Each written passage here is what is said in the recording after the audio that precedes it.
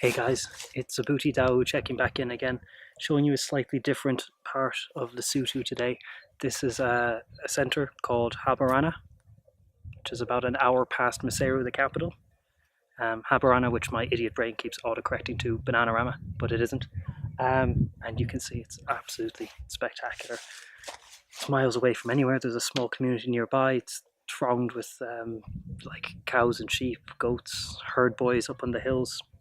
Loads of interesting plants growing wild, aloe vera and so on.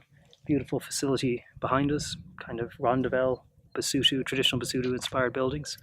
And from here you can hike down the mountain, along a river, and to a beautiful kind of overhanging cave where you've got cave paintings there which are tens of thousands of years old. It's a beautiful spot. It's Lesotho is some of the most gorgeous, untouched scenery you'll find anywhere. It's got this kind of rugged aspect to it that reminds me of the west of Ireland if it wasn't pissing rain the whole time.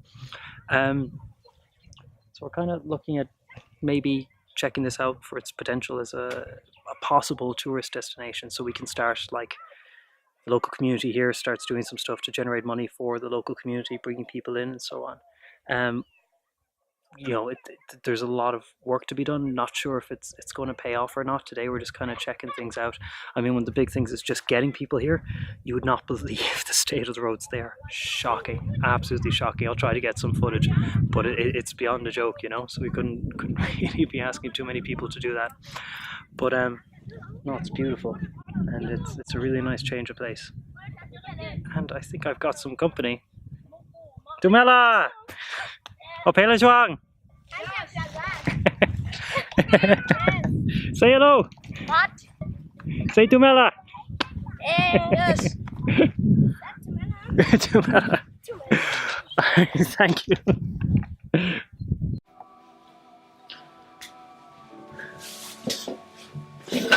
Alright guys, how are you doing?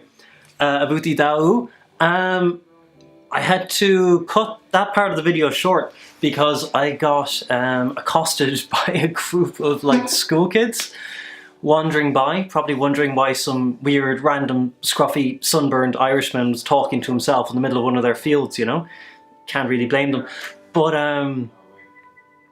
like Basotho kids, the kids here in Lesotho are so funny. They're just brilliant. They're so quick and clever and open, which is something you can say about most of the people here actually. But you'll find things like there are not that many white people in the areas of Lesotho where I'm working, you know.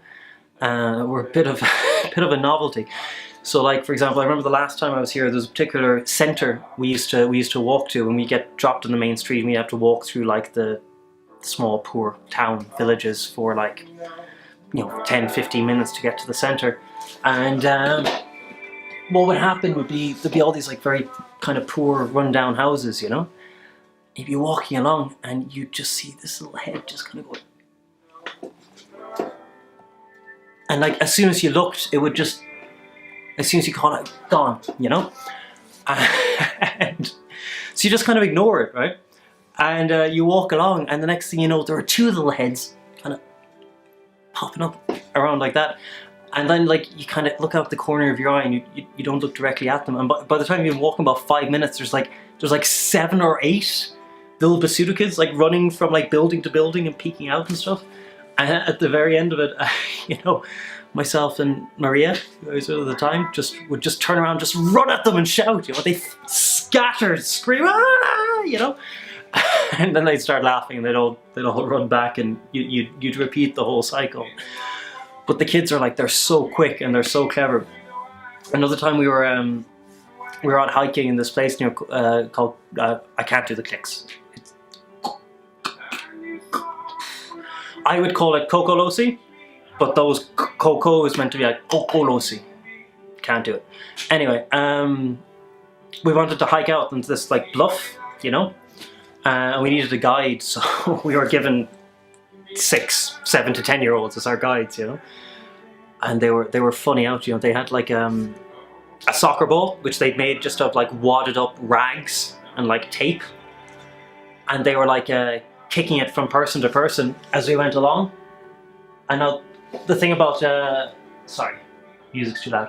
The thing about this like bluff is that it was on a slope and it ran down to a sheer cliff, right? So the kids would be like kicking the soccer ball from one to the other, and then like one of them would miss it and start rolling down towards the sheer cliff edge, you know?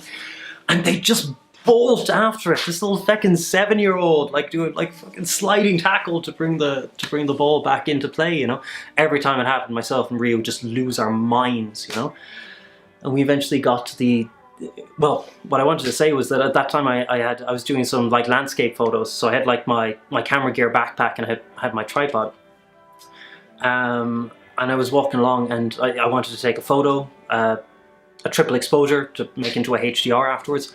So I set up the tripod, I just take it off my back and like click, click, click, click, do all the little bits and pieces, you know, put the camera on it, press the button, it takes the 3 photos, and I pack up the tripod, you know, like no fuss. And the kind of leader, the chief's son, little 10-year-old kid, he was like watching me like really closely when I was doing this. And then he was like, you know, can I carry the tripod? I made him happy, you know, so I left him do it.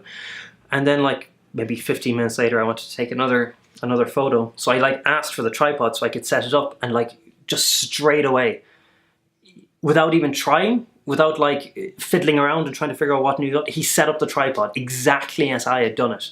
Like first time. He watched me do it once, set it up and break it down once, and he was able to do it like straight away. Perfect, you know? He did that every time from then on. I remember we were walking back, and all of a sudden all the kids got super excited and they ran over to a rock, okay? And they're all gathered around the rock and they've got sticks and they're sticking the...